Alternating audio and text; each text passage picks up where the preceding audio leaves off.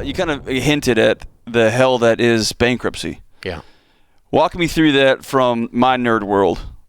The toll it takes on your soul, on a marriage. Like, what does it do to the the counselor? You could probably tell me more than I can tell you. But and vulnerability. It's like, if you think about the list of, you've seen the list, we've all seen it, and it's probably somewhat statistically true that out of these 10 things, if 4 of them happen to you in 12 months, you're in real danger of hurting yourself, right? Yeah. Like a loss of a spouse, a loss of a child, a loss of a long career job, right. A long hospital stay, bankruptcy, divorce, those kinds of, you get this list of horrible things that happen to people, right? Well, bankruptcy and divorce are on that list. Right. And so they're a little different than a medical problem, obviously.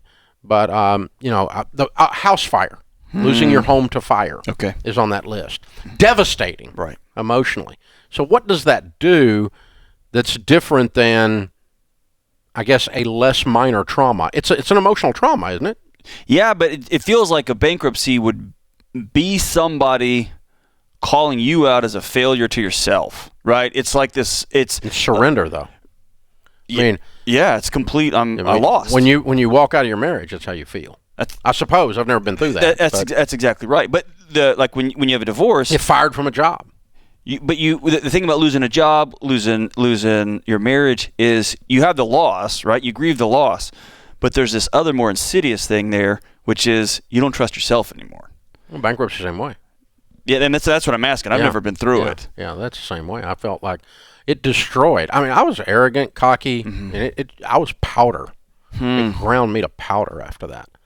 And it took me forever to get to where I had a sense of confidence again. And part of what allowed me to do that was finding these biblical financial truths, something that I could have confidence in that was beyond my own intellect.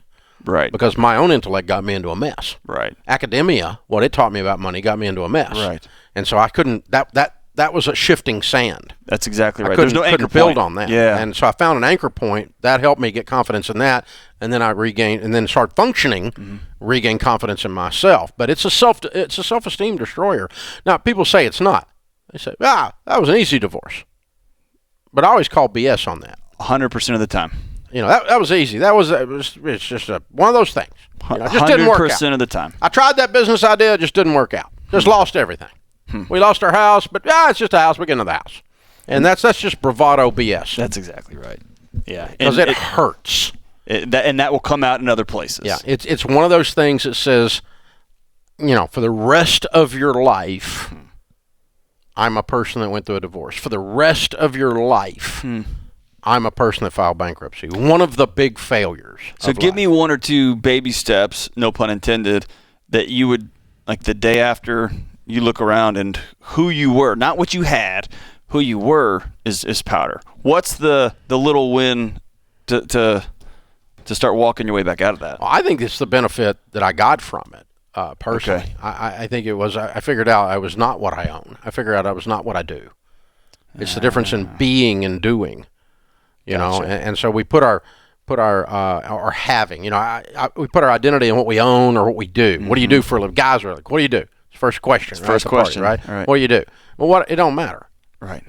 And what do you own? It don't matter, right? Because there's never been a Ryder truck following a hearse. You ain't taking it with you. That's exactly right. So all that stuff, right? So you go back through that, but so that's why I don't want somebody to file bankruptcy. The other reason I don't want to file is they oftentimes can work through it. You got a guy there making $100,000 for $20,000. He can clean this mess up. That's right. And a lot of crap. He's going to have a lot of uncomfortable, nasty conversations with stupid people. Right. But $20,000 out of $100,000 a year, he could be debt free in a year. And in 12 months, he will have experience that the sun keeps coming up every day. Yeah.